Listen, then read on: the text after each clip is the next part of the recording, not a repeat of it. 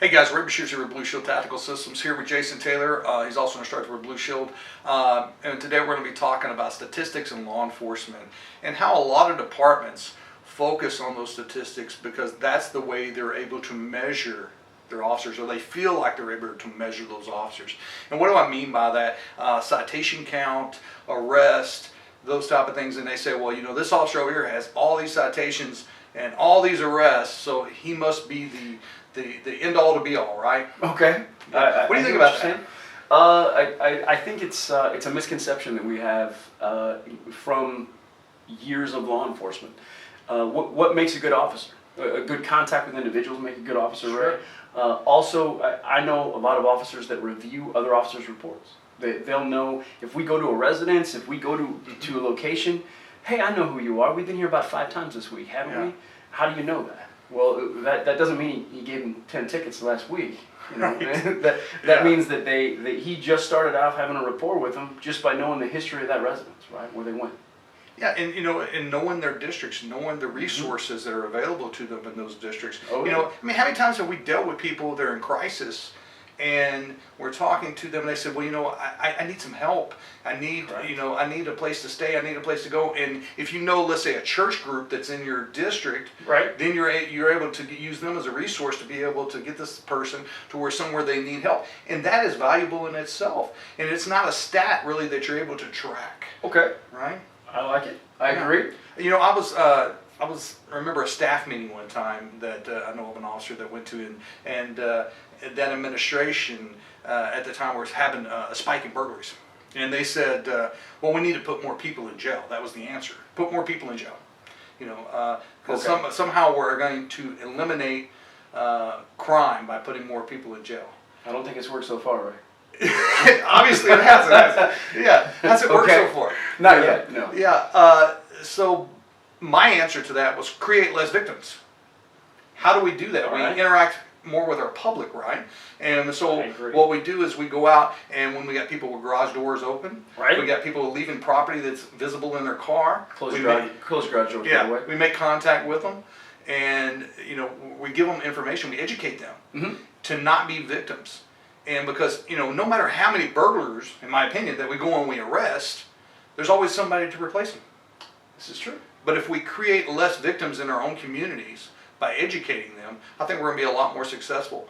More community policing. Sure, more community policing. policing. Yeah, and but you know, it's hard to track that when you look at the stats, and sometimes some administrations, some departments, and you can't blame them. It really depends on kind of what you grew up with as a law enforcement officer. Right. If that's really, you know, what is taught in where you go to every staff meeting and every time it's about stats, then you know they tend to focus on that when they become an administrator or they move up that chain of command, and you know, and I think it's difficult for people to not be able to put something on paper and to look at it and say, this is how I know they're doing something. It is hard to measure professionalism without numbers, but when we talk about dealing with people, how many positive contacts did you have that day? That's something that a supervisor should ask. What kind of contacts did you have today dealing with people? If you go into a store and do a business check, what kind of things did you have in that interaction? That positive interaction spreads like wildfire amongst people. You would be amazed at how getting back to the streets, and that's one of the biggest things, getting back to the streets. We used to patrol everywhere, right? We used to walk around, make contact with people. All right? What is wrong with doing that? Getting out of your car. Life looks different. Rolling down the window is a big I know it's, because I work in Texas, he works in Missouri, and I know it's hot. I know. It's hot in both states. It is. And it gets cold as well. Well, roll down the window. Yeah, right? you know, just roll down, turn the heat on, or turn the air conditioner up a little bit. You know, especially if you're driving through that neighborhood, you know, I mean, it's not a stat to pull over and talk to one of your citizenry there. It's something that's not tracked.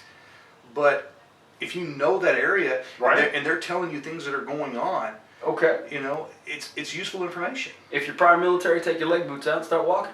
Right? I mean, if you get out, get a little walk on, make contact with people, it is amazing the difference of view you have from outside the car to in. Yeah. It takes it away. It takes a different viewpoint.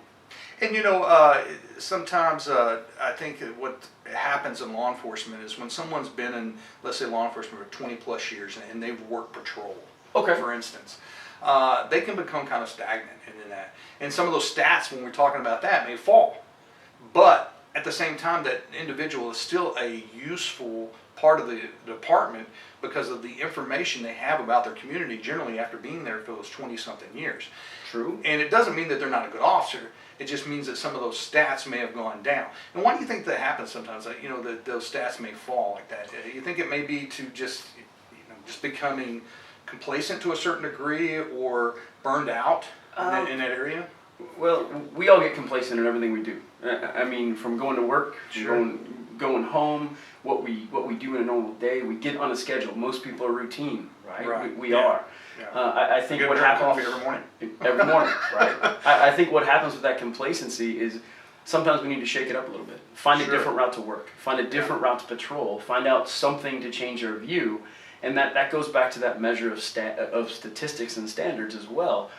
If you count everything I do throughout the day, and I do it that repetition day in and day out over years on end, it gets old per se. It gets to where, okay, I keep doing this. It's an uphill battle the whole time. If I stop one individual here, then I have 10 more that I could have stopped, right? Sure. So one thing to do, Ray, is try and change up your style a little bit. Learn from younger officers the same as they learn from you. Yeah, I agree. So. Hey guys, hopefully from this video maybe learned a little bit of some of the things we talk about. Again, stats. Stats are what you make them. We all know that, right? I mean, you can make them whatever what you want them to be and say whatever you want them to say. 60% of the time, they work every time. Exactly. It's got Robots and Panther in it. That's true. But the thing about it is, guys.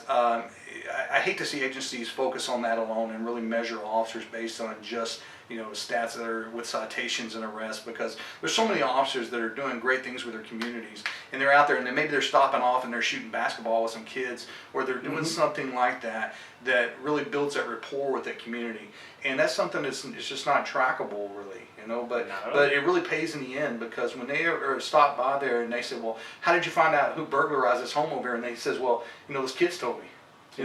Those ones I stop off and shoot a basketball with, So that makes a big difference, But guys, hopefully you like some of these topics we're talking about. If you do, log on to blueshieldtactical.com.